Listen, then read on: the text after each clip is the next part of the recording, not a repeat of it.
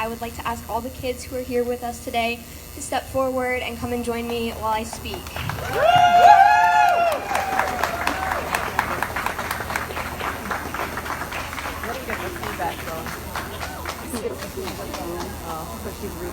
I would like you all to know that I wrote this because of you. I wrote this because we are all struggling and we are all having the hardest time during distance learning. So I wrote this all for you.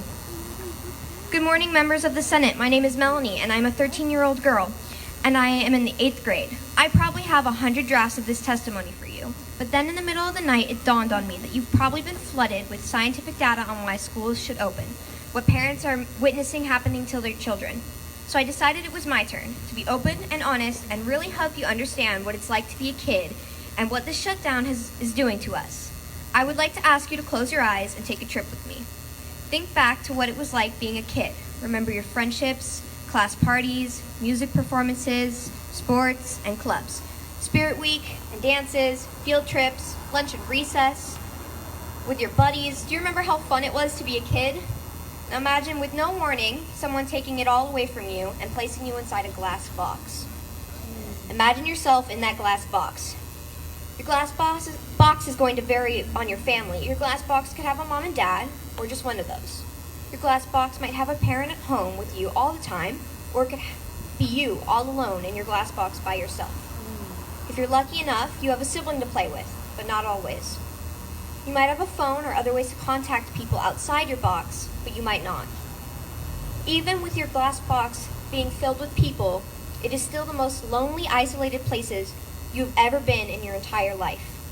The worst thing about this glass box is everything you can see going on the outside. You can see people eating out, going to work, at the gym, gambling at casinos, and drinking. You can see the adults who put you in this box and insist you stay in. This box is traveling to Hawaii and Mexico when you can't leave your glass box. Yet you have to stay inside your glass box. You cannot go to school, play sports, or do anything. The rest of the world is doing right now. You can have this place the burden of the pandemic on the children to carry, and we are done. We will not carry your burden anymore. We are going to make a stand, and we won't stop until we are back in school where we belong. I'm asking you to shatter our glass boxes and set us free.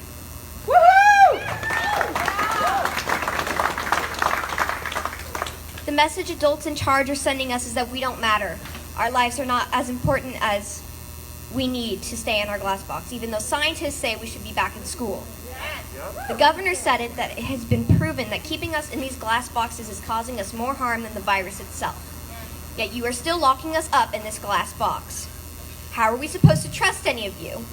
Is this really the message you want to send us, or do you want to stand and help us shatter our glass boxes? Senator Giesler, I wrote you this email in August explaining my vision to help with the homeless epidemic. I have carried your response with me ever since that day. She said, "Dear Melanie, I think you are quite wise and I'm grateful for your leadership.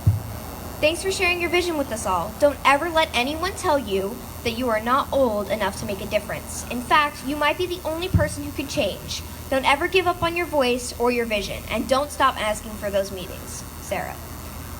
I won't give up until I'm back in school. I will keep pressuring all of you until you take me seriously and you realize what your decisions are doing to us. Again, I am pleading with you. Shatter my glass box and all the children in Oregon's glass boxes with me. Woo-hoo! Thank you.